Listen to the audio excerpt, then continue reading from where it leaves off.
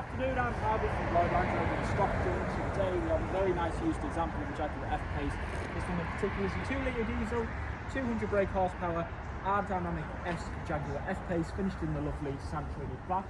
Being an R-Dynamic, you do get the sportier, more aggressive styling aesthetic, signature Jaguar J-Blade headlights, and it contrasts very nicely with that chrome exterior pack. So all the detailing around the car is finished in chrome, 18-inch gloss black alloy wheels on this one, and again with the paint colour and the chrome exterior pack, it all fits in very nicely.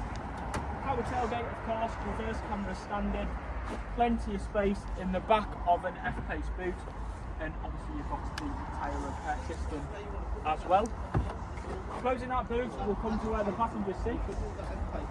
In the back of this F-PACE we've got ebony perforated leather, no clear signs of wear and tear, light oyster stitching, and again, if you are a passenger in this one, you've also got electrics in the back to keep passengers connected. This vehicle's only done 34,858 miles.